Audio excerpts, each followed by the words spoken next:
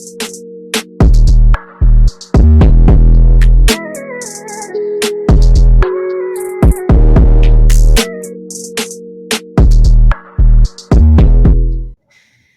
guys, thank you so much for joining another episode of Inspired by MsAmberRed. Today I am here with Brisa. Hi. And myself, and we also have Kat joining us all the way from Australia. So I'm going to let her go ahead and introduce herself and let you guys know a little bit about her. Thank you. Thanks, guys. And it's really early over here, so awesome to be with you. My name's Kat McCann. I'm a cosmetic medical tattooist here in Brisbane, Australia. I've been tattooing probably about 10 years now, pretty much specialising more so in that sort of restorative and corrective side, maybe for the last 4 or 5 years. But yeah, love it. And yeah, excited to be here. So yeah, thanks. Her This is my first podcast as well, so your first podcast. That's funny. Yeah. Are you nervous? Sorry? Are you nervous? Yeah. You're so funny. Okay. So you've been how long did you say you've been tattooing again? Nearly 10 years, yeah. This will be my nearly 10 years. Yeah. Oh, girl, we've been tattooing about the same time. Brisa, how many years you been tattooing now? Three-ish years. Yeah. I had Brisa here is because I feel like you and I like coming in from like 10-year standpoint, and then we can also have Brisa chime in on like the 3-year standpoint, because I remember what it was like being 3 years in. Mm-hmm. And it's funny because I think Brisa is hitting that right now. Yes. She's like, great, you're gonna throw me into the bus.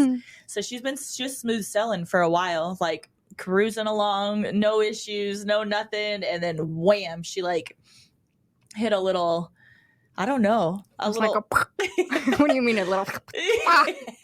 she just fell off. I know. Something happened recently with Brisa's lips, and we're not sure what's going on, but I think sometimes we have like our ups and downs, right? So it's like, oh, we're doing great. Even I still have like ups and downs. It's like we'll have the best clients and the best skin and the best this, and Brisa's had probably for the last at least month some really, really difficult skin. So I know that's definitely played a role in it, and you know, it happens, and then we just have to figure out what, you know, like how to get past it, I guess. And those things, I always think like those things make you better. So you said you kind of specialized more in restorative tattooing, which I'm glad you mentioned, because I do want to talk to you about that a little bit. Sure. Do you feel that restorative tattooing is definitely like, I just kind of answered the question. Do you feel it's more advanced? Sorry, I'm sick, you guys. I'm going to put a disclaimer because I keep like so don't mind that. But Kat, do you feel like it is a more advanced thing, like in that it takes years to build up your skill set? And so tell us a little bit about that and your opinion on that. Look, 100%, I feel like, definitely. Not only the fact that obviously as you go through your basics, you're doing your foundations, you're understanding obviously the different skin types, different contraindications, the different parameters that, you know, present when you're just doing normal, like eyebrows, lips, eyeliner, those sorts of things. So when it comes to scars or any type of restorative, generally there's been a type of trauma, whether it's accident, injury, whether there's a medical impairment, or somebody's, you know, sick from something, all of those sorts of factors then add an extra layer of complexity, I would say, on whatever you're doing in the work or the treatment. And a lot of the time too, it's not just a matter of, oh, look, let's just mix up a color that matches and just like whack it in the skin, because quite frankly, you may or may not get lucky, and scarring or restorative stuff can be really quite, I would say, unpredictable in many cases if you are not in control of those parameters and obviously it prepped properly. In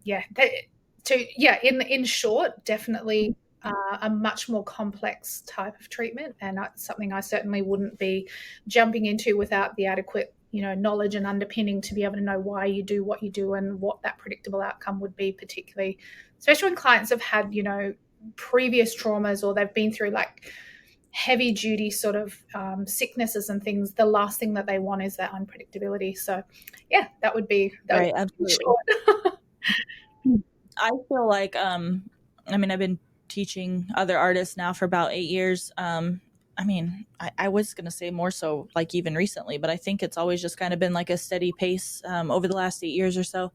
And what I have always kind of stuck to is having, I mean, I even did it with the girls, like you start with eyebrows, because if you fuck something up on an eyebrow, you can fix it a little bit easier than you can of an eyeliner, of a lip. So I think it's like developing those skills leading up to the next area of the body, right? So it's like I go from brows, eyeliner to lips, and that's just how I decide, you know, to teach somebody. I feel like if you mess up lips, you know, thankfully Brisa hasn't like messed up hardcore lip. You know, it's always been, we did do lightning on one recently because it had some dark patches, but it actually, thank freaking goodness, it worked.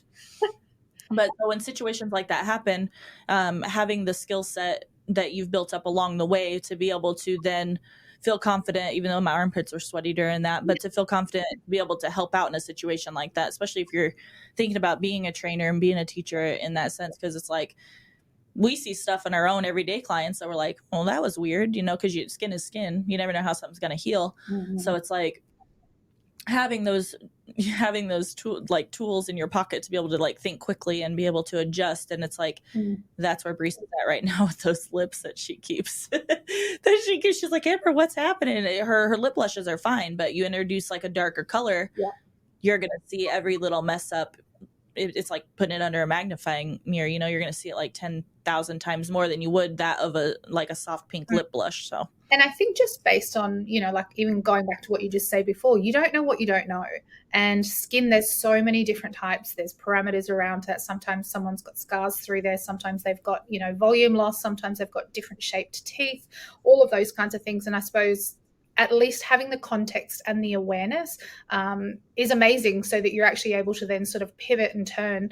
You know, you might learn one way, but there's not necessarily an exact way. Potentially, if you've got something from here, then you're going to have to combine those to be able to make that treatment plan moving forward and get that consistent result as well. So, 100% you're mentioning before, at least having the different tools to be able to do that. And I think in about 3 years, you're at that stage where you're kind of super confident and you're like, yeah, this is good. I'm actually getting a handle on this. I've got, you know, like a few hundred good heels coming in, and then bam, all of a sudden, you know, you've got this field and you're kind of rocking in the corner going, what the heck? Or, you know, have you got someone that you can ring and sort of go, well, look, you know, I've got this is what I think, and brainstorm. Having that network around at the same time is always really valuable. But yeah. Absolutely. They're lucky that they've got. I think Brisa came in, she goes, I don't know. What would you say? You said something like, did I forget what I'm doing? Like, did I forget how to do this or something? Oh, yeah. And he's like, I don't know what's going on. I think I forgot what I'm doing or something.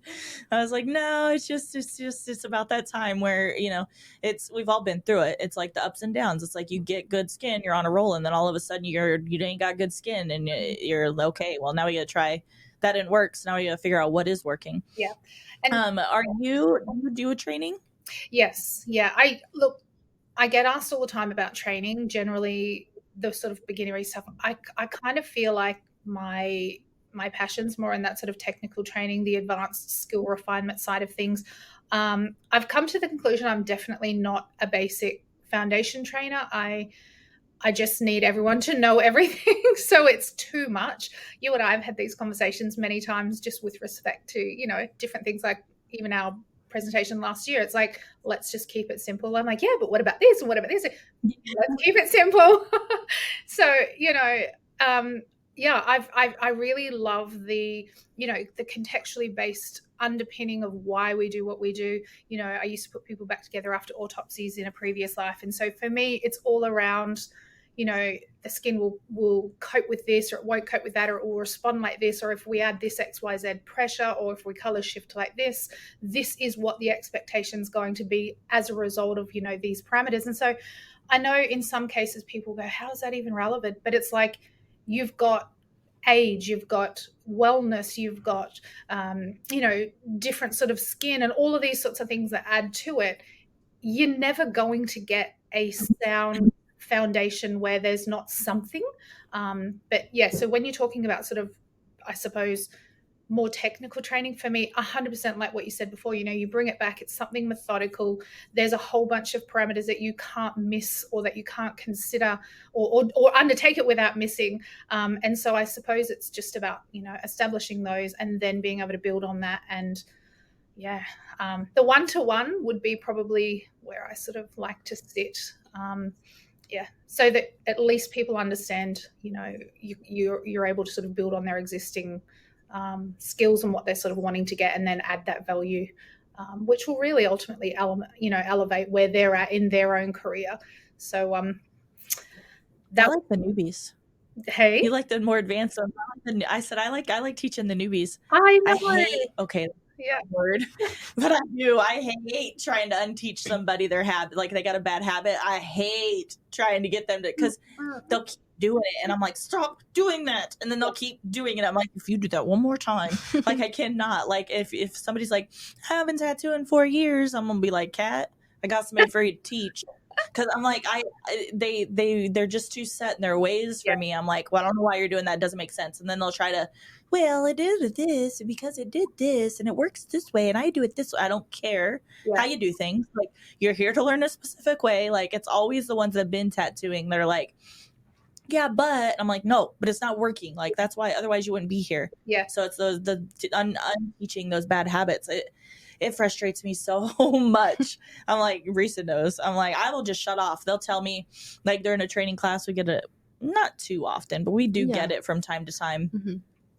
Or somebody will come in and they're there to learn the specific technique and they're remixing it and they're doing it their own way. And I'm like, after five times telling them, I'm like, I'm done. I'm checked out. I literally see it in your face. You're just trying to like your face just goes and you side-eye me and you're like, what the fuck? I'm like, Brisa, she's doing that thing. She's doing that thing. I've told her 5 times and here I am. I'm like, okay, do it your way then. Yeah. And you just paid me $4,500 and now you're going to do it your way and you're not learning the right way. Like, yeah. You can I see can't do that. It's so prevalent all the time. One of the things that I always sort of ask people, I suppose, when they sort of come to training, like, oh, can you teach me? And it's like some favor or something. I'm like, no, get this done first and then come back to me in like 2 or 3 years at least, because otherwise you can't add value if you have got no clinical experience or salon experience or wherever you're working from.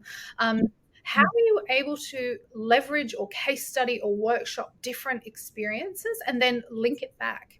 Because for me, it's like so important. Like, I am such a storyteller and I like to understand what it is and why it's relevant and, and how that sort of applies in that practical sense as well. So I guess that different type of learning, if you don't have that in the first place, how are you able to sort of go, oh yeah, I know what you're doing? For me, it's like you have to understand to get the value or else you're wasting your time. Yeah. Brisa this is kind of off topic, kind of not, but we were talking a little bit like, what are we going to talk about?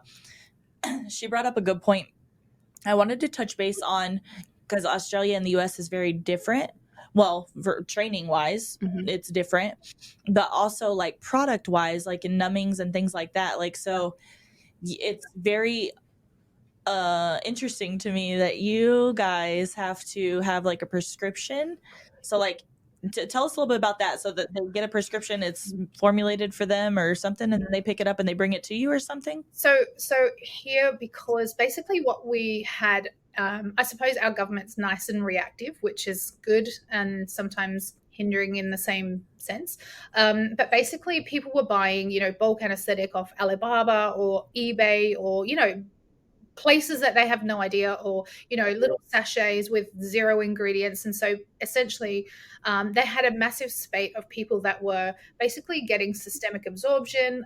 They were getting sick from numbing. They were having allergic reactions. They were having I suppose unprecedented reactions like swellings and everything else that comes with it. And one person particularly in Sydney, she was having a procedure done and actually suffered a cardiac arrest due to, overabsorption or systemic absorption of the anesthetic that was also being applied on top of the fillers that also had anesthetic. So it was very reactive, but essentially they've got drugs and poisons legislation here, and there is a certain schedule within that legislation. And so for us with the anesthetic, because we're not doctors and nurses being permanent makeup artists or cosmetic tattooists or anything, we come under what the legislation would classify as like a carer, in terms of being able to, because there's a gap in the commercial market for anesthetic, like for example your TAG or your ultra duration or any of those sorts of ones where you can apply excuse me, to broken skin. For here, we don't have anything on the market, essentially. So we're able to then go back to compounders or pharmacists that make the anesthetic from scratch. And so they have basically like different recipes. So, you know, they've got different bases, they've got different levels and percentages and things like that in them. So they develop the anesthetic for cosmetic, tattoo and skin penetration purposes. And so under this legislation, as long as it's under 10%, so, you know, you might do 4.5% Tetchcane, Lignocaine, Prelicaine, and then it comes in at 10%, you can do like a 0.01 or 0.02% epinephrine, which will then, you know, constrict vessels and stuff. But you get to determine what your basis is. Is it a sorboline base? Is it an aqueous base? Is it, you know, all of these different bases? Is it a gel? Is it a liquid? And you can basically create those recipes. And then because of that gap, you go to your pharmacist, like compounder, and they will make it for you. So specific to the client. And so again, linking back to us not being doctors and nurses and having that sort of pharmacy consult, the client, so we've basically got a client intake form, and so they fill that in, and it's like a, you know, have you got this, have you got blood pressure, have you got asthma, diabetes, whatever, all of this bits and pieces in there, and that goes to the pharmacist, and they are almost like a pre-screen to be able to then, you know, if there's anything that, you know, they need to sort of change or amend, then they'll do that. And then they'll basically make up that anesthetic and post it to us. So the client has to pay for it. We're not allowed to include it, apply it, supply it, anything. You know, there are some topicals that you can buy on the market, but they're very basic, and it's kind of like, you know, like your Emla or anything which is kind of, it'll make your skin real spongy and bouncy and change the sort of, you know, the structure of the skin, so make tattooing hard. So essentially, yeah, all of our clients, like for example, process for us is you you know, you send them the link, or they go into the compounder, they're like, oh, hey, I'm getting, you know, tattooing done, or whatever the case is. And so whether or not if it's scars or removals or something, you know, you would order an anesthetic that doesn't have epinephrine in it, and then, you know, otherwise if it's a different type, or, you know, lips or something vascular or something, you'd go for something that did have that, and then obviously would block out that pain, and you can continue to use it through. But yeah, it was tricky in the beginning, because obviously, you know, you would have clients that sort of go, oh, but, you know, I went to such and such place and they just include it. And I'm like, yeah, unfortunately, that's like illegal. It's like a $13,000 fine or something epic. And so what they started to do it with the licensed premises, which, you know, you have to have your skin penetration license and all the councils and bits and pieces that wherever is relevant that people are working in, they would actually then link into the different investigators like environmental health or anything like that. And they would send people out and actually audit records. So if you have had XYZ amount of clients and you're saying, oh yeah, no, we've had the anesthetic compounded, or this is the anesthetic, because on the anesthetic, actually I'll show you, hold on a sec. Like we get it in these little sort of tubes, and so it's only about 10 grams, but basically it'll have the person's, I don't know if you can sort of see it, but it'll have the person's name. Yeah, it'll have the name, it'll have the ingredients, so everything is on here, and then obviously it has the directions, and then it has a little expiry and a batch number. So that, in terms of compliance, we're following manufacturer's instructions. So on the consult, you have to have this disclaimer with the wording, you know, I think it's to the effect of, you know, whilst in this person's care, I authorize them to, you know, apply, you know, the anesthetic or whatnot. They're the manufacturers, they're the instructions. We follow it, put it on. So technically, anything that goes wrong with anesthetic, or if they have any reaction, or if they have something go wrong, it's on the pharmacies. Yeah. So it's on their insurance, and so that tends to cover that side of it. But the good part is you get, like, you know, there's lots of different sort of variations, like I said, different bases, different ways that they can sort of have it, like it's liquid or gel. And then you basically, you find something that you like and you apply it, and most of the time my clients go to sleep. It's actually really good. You don't need a script for a certain percentage. Obviously doctors and injectors and things like that, they can sort of, you know, prescribe sort of more, but I tend to find that, you know, the 10% plus a little bit of epi is more than enough.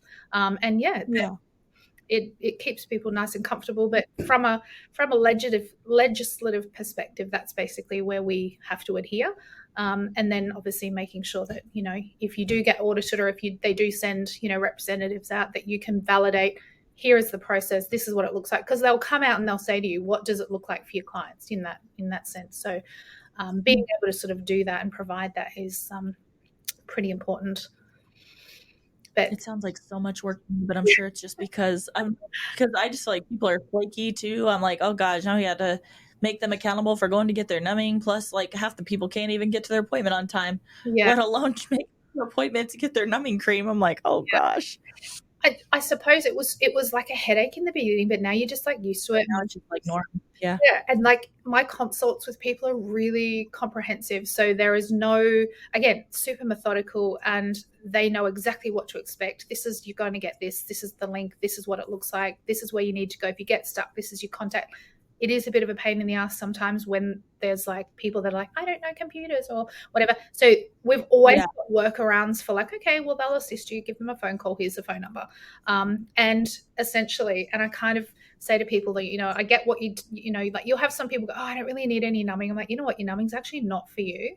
It's for me to make sure I can get through the procedure and that you're actually going to, have a good job in the end. So, and alternatively, if they say, oh, I'll just go and, I'll get this little cream and I've got this off the internet, and I'm like, what date is it? Is it expired? Because half the time it's like, I've got no idea. And I said, look, the reality is for me, predictability of our outcome is like so important. And so I want to be able to control every single element, and that includes what your numbing is and then what that's going to do to your skin. So when I tattoo it, we're not going to have bouncy, thickened, rank skin or anything like that. So that's from a numbing perspective. Welcome to Australia. Yeah. So I wonder, we should have told a backstory of how you and I met. Okay, just tell it. Tell it. Well, wait, I'm trying to figure out how we even crossed paths. What was the original path? Like, I don't know. Internet. We were on Instagram. Yeah. I think we were just talking like on Instagram or something, right? Like, and then one thing led to another. I don't even. I'm like, how did we cross paths? I can't remember the exact moment, but anyways, I know it was on social media, and I just remember like, want to come to Australia? Sure, I'll come to Australia. Cool. Want to do this speech? Sure, I'll do this speech with you. And I'm like, no, everybody's like, did you even think that through? I'm like, no, I didn't think that through. I was like, hopefully she's not a murderer. I was like, she said I could stay at her house, but I'm gonna stay somewhere else, like just in case. No, and I mean, looking at me like you're going to Australia to meet up with somebody that you've never met except for online, and you've said you're going to do a presentation with her, and you guys never have really talked before. I'm like, yep, that sounds about right. Yeah, because I mean, and too, like adding context to that, like we're so not weirdos like that. Everyone meets on social media now, but the amount of times that we've workshopped different things or talked about the similar topics, and it's kind of like you pick up what you put down and vice versa. And it was kind of like we both, I remember sort of going, do we need to practice this? We're nah, sweet. And like we're getting up at one of the biggest sort of industry events here in Australia, and we're like, you've been practicing? I'm like, nah, we'll be fine. No. I was working on the presentation as I was getting on the plane because we were busy doing something. I can't remember what we were busy doing. Both of us were, you were moving and stuff. So I was like, you know what? I was like, I can do this. I'll just do this on the airplane. It's fine.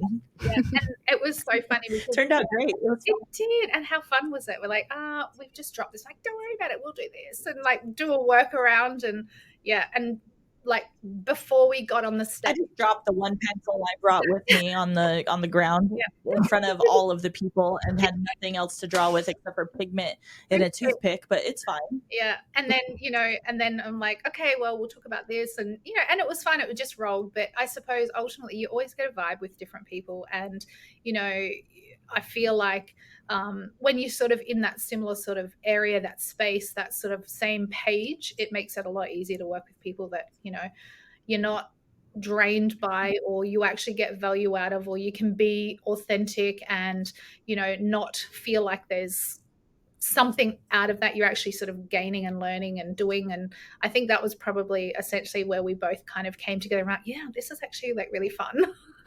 And then after we finished like the way, like you can kind of tell like the way people respond to people online, or the way people are, it's almost like you can tell, like, oh, she's like has the same outlook on things or the same views on things, like very similar, like just similar thoughts and ideas about the industry. I'm like, oh, this is gonna be fine. Brisa said I'm very Sagittarius for that. Kat, what's your sign? What's your zodiac sign? Taurus. Oh, you're Taurus. You know, I get along with Tauruses usually, like until I don't. But I'm just kidding. But, that's funny, and she's their fault too. I'm just kidding. Sagittarius wouldn't say that. Yeah. No. Oh my goodness. I think what's really good too is, you know, and we've talked about this at previous sort of stages as well, is that sometimes, you know, like you're at a certain level or you're at a certain stage in your career, and, you know, there's not a lot that you haven't seen and done, or there's not a lot of people, I suppose, in your close little knit circle where you feel you can go, oh my God, fuck, you know, this is going wrong, or this is this, or how do I come around a different way of thinking of something? And I feel like we've got that, you know, and you know, obviously our 16-hour time difference always sort of makes it different. So we'll leave lots of voice messages and stuff. But I feel like those sorts of things are super valuable. And I guess going back to Brisa, with your 3 years, you're so lucky to have such a supportive group around you, and, you know, that insight and that knowledge, because the people that you have exposure to and the circumstances and the experiences and everything at your career will seriously, like when you get to your sort of 7 to 10 years, you'll be like, oh my God, I didn't realize the value of that community and that sort of, you know, level of support until you retrospectively get to look back on that. So I always feel hindsight's such a powerful thing, but, you know, that's awesome. It's funny, you're right, because I look back on it too, and I'm like, as much as, you know, you could say this, that, or the other, it's like, if I could do it all over again, I would put myself right back in a group situation again. Because I hear and you see people that have started from the get-go, like on their own. It's just like you're exposed, being in a group setting, you're exposed to 10 times the more skin, 10 times the more what the fuck situations, 10 times the more thoughts and ideas. It's just like, when it's like, I feel like, okay, being almost, you know, 10 years in, it's like, really, it feels like I've been here for 20 years because I've been exposed to so much, versus somebody that's been in the industry and they started there on their own. They had their own little studio. They never had the team or listen into like a mentor around them, or other artists for that matter, like popping in and out of rooms and seeing all the different things. It's like, it definitely takes you like 10 times further ahead than somebody that's out there doing it on their own. Yeah, 100%. And like the ability to workshop, you know, how are we going for time, guys? Because I'm conscious. I just looked at Brisa and I was like, right, Brisa, just shake your head. Yes. Workshopping as well. Like, you know, for example, like I know with, you know, the students and things like that I have, and obviously mentoring, you know, the early artist career support, I'm massive around, you know, workshopping stuff. So it's like, you know, if you get this situation, why would you do this? Or if you have these sorts of things come up, what's your thoughts around how you would deconstruct this and form a sort of, you know, a plan moving forward? I feel like when you've got the group, or when you've got that alternative insight, it's so powerful. And, you know, you only know what you know. And that was the other thing that I think is so valuable. And I mean, even touching on you coming over here, it was like I've trained in America, and I've trained, you know, in Asia, and I've trained in all these crazy places. And it's kind of like you invest in the experience, and whether or not, you know, as long as you take one or two things away essentially from what you get, there's no right or wrong, but it's the exposure. Like I remember being in Vietnam and training with like a crazy, you know, famous trainer, and he was like amazing. And, you know, like for me early in my career, I'm like, if I could list the best trainers in my brain at the time, I'm like, I want to go and I'll, you know, make it my purpose. I'm going to go and train with this person, this person, this person. And then, you know, in my thoughts, I'm like, I'm going to be learning from the best from the outset. And then that will sort of, you know, curate how I, you know, turn into an artist moving forward. And it was like, I remember being in Vietnam, and I've got one, like they're learning an advanced shaded, you know, magic shading liner or something. I can't even remember what it's called, but everyone's like 25 people over the top. You've got one model, you know, in the middle, and you've got one person working on this side, one person working on this eyes. They're working on their face at the same time. And I'm just sitting there going, oh my God, like, you know, when in Vietnam, like, that's cool. Like, I had never seen that. And like for here, we'd be like, oh, you know, why would you do that? Or that's scary, or you're going to have two different eyes. And she did have two different eyes because it was two different people. But it was just like this exposure and this experience. I'm like, man, that's so cool, but so scary all at the same time. But it shapes you as an artist, and it gives you so much insight, which I always say to people, it's the adventure, and that will shape you moving forward. So it's either an ordeal. Yeah, I think that's why I say yes to like the craziest, most random situations, because I'm like, well, what's the worst case that could happen? Yeah. I mean, I've tattooed in the dark before, you know, it's fine. Well, I better not talk about that. Like we had phones above for me to finish up when I was out there in Australia. Remember? Yeah, we had the phone. Yeah, was shit in the back, so I had the phone. We were looking for light spots in our eyebrows. Yeah, thankfully I had a battery pack, but it's like, I don't know, I guess putting yourself in those types of situations allows you to like, one, not overreact in any situation, and two, it's like thinking quick on your toes. It's just like building up all those little puzzle pieces along the way. Totally.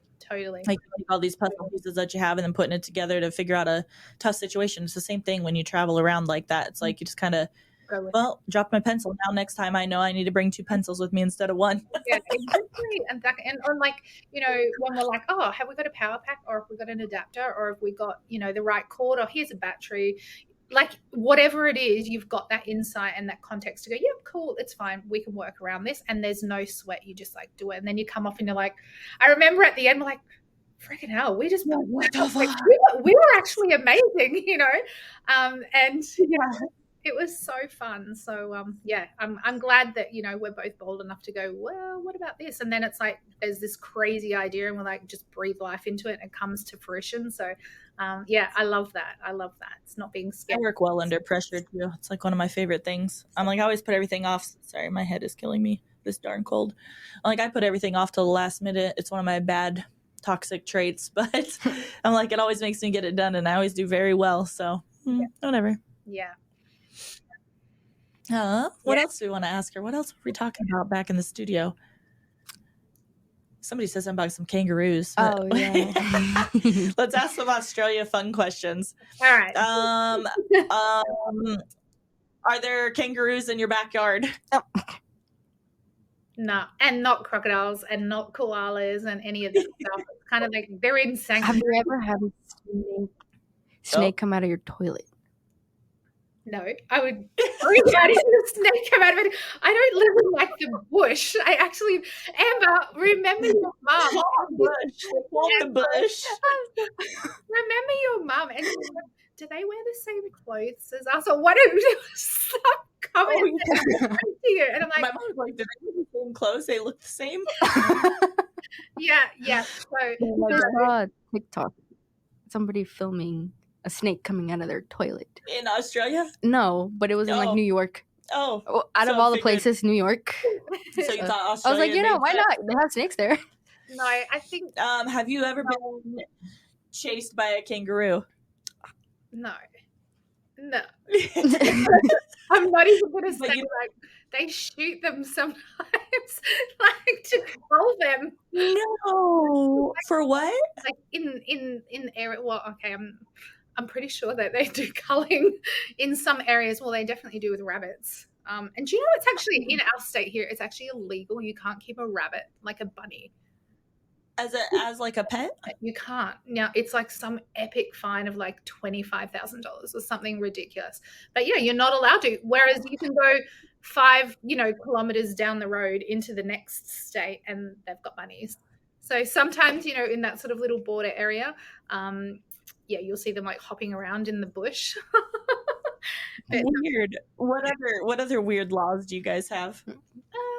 Oh my God, we're so overregulated. It's like, do not sip from the hop cup. Like, where is the sense of like, use your brain and some common sense? Fuck me. Australia, I love it. But I feel like we're so regulated and so, do this and do this and do this. People get scared. And I feel like that like I suppose like my dad was a judge, so I kind of grew up with an insight of, well, why don't we question this, and why is this, and why is, and where does it say no? And maybe that's kind of where my little bit of a shift comes in. I'm like, no, I'm going to come up with a solution or a strategy or something. Whereas other people are like, nope, not allowed. Not allowed. The law says this or the rules say that. I'm like, oh, really? Where?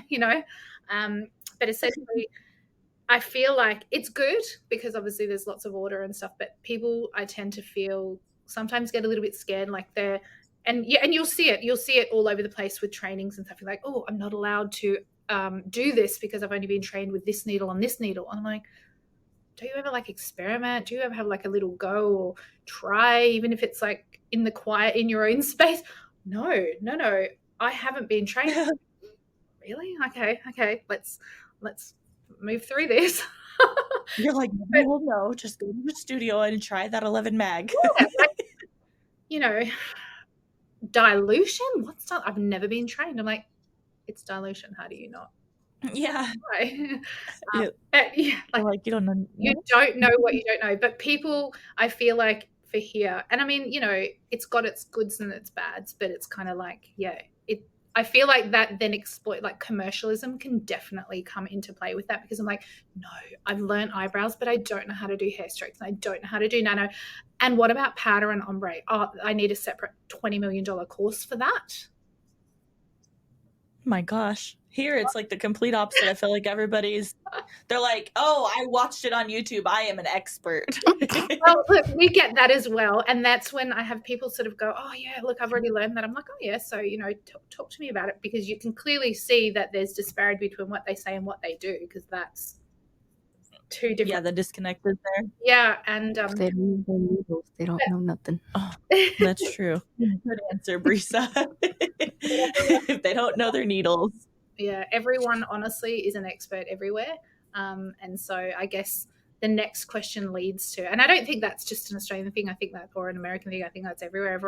Everyone has a great marketing budget, and they have this amazing persona online, and then they have all this like accolades and everything, and then that, whatever that constitutes to be amazing or an expert, I always just sort of go, yeah, your output and your impact, for the world, that'll determine your expertise. But that's a different topic altogether. What is new and exciting? Because I actually haven't got to talk to you either lately, because we've both been busy and I've been sick for forever. Yeah. What is new and exciting, and what's coming up for you that we can talk about? Okay. We got about 10 minutes. I want to brag on you. What do you got going on? We've got, oh gosh, new and exciting. I've got some Australian awards that I got invited to judge. So that's, I don't know, I have to find a profile pic for that. So that's probably on my today list to send.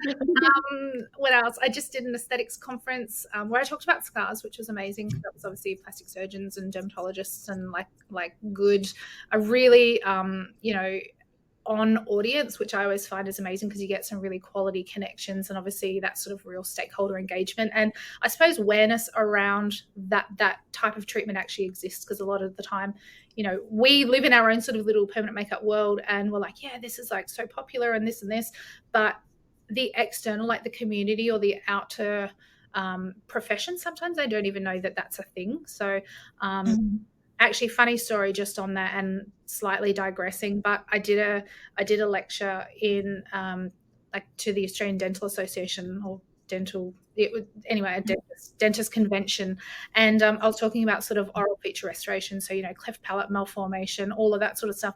And I had one of the dentists in the audience, and they put their hand up, and I'm on stage. I'm like, yep, how can I help? She's in PMU. What does the U stand for? And I literally so I'm like, in the piss, like, is this? And up. And she said, permanent make up. And anyway, and it was the most simplistic thing. And I'm like, no, she's actually like dead set serious.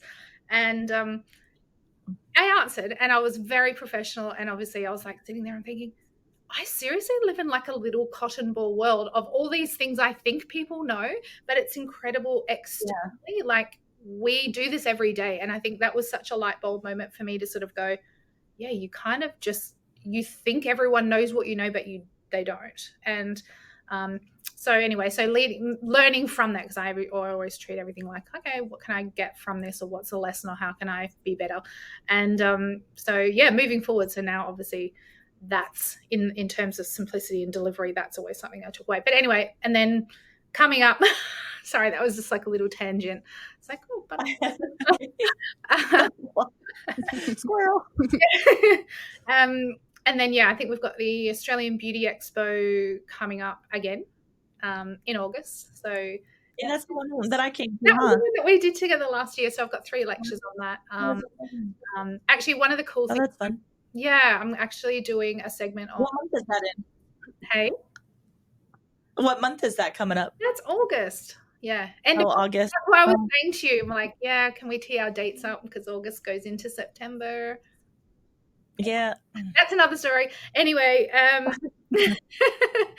but yeah, one of the things that I'm actually doing a segment on freehand brow mapping. So mapping by eye, where you don't measure and you don't do that. And anyway, so that's going to be super fun. And also the legalities of informed consent. So for example, when you do your consult, are you across what you're doing, how it's going to age, the type of style that you're doing, the pigments, all of that kind of stuff. So when people come to you and you're doing all these crazy trends, or you're doing, different styles, are they properly informed? And I suppose from a legality perspective, and a botched work perspective, we've got all these sort of people, experts, that are doing expert work and making my book of corrections just like longer and longer, which I'm so grateful for. So thank you. Keep doing it, but not doing it.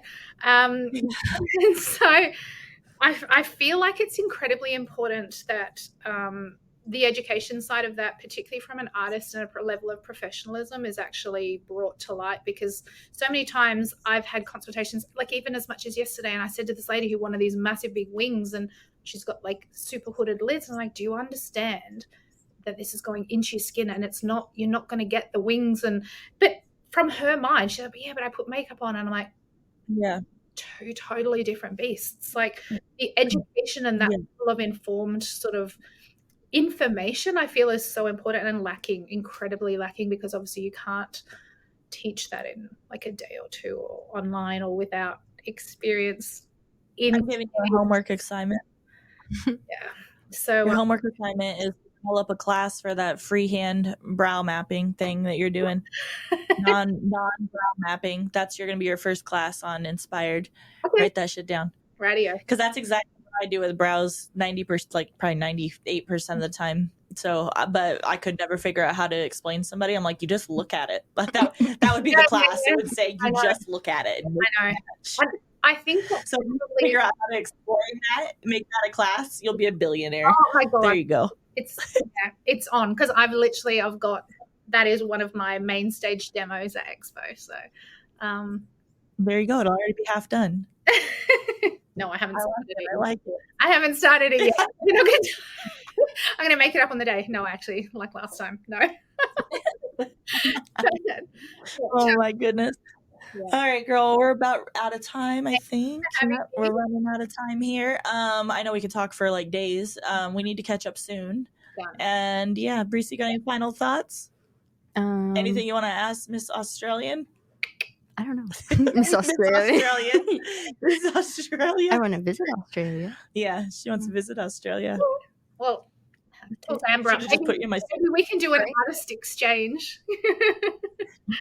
I mean, actually, it was like, do we put a little nugget of that in this episode? Do you want to you want to end it on that, or you just want to leave it at that and make people wonder? We'll get them wondering, and then we can come at it. Yeah, an artist exchange program between the U.S. and Australia. So stay tuned for those details, because we've actually been talking about that for at least a year. So. Yeah. All right, girl. Well, thank you so much for joining us. And don't forget to like, comment, subscribe, and share.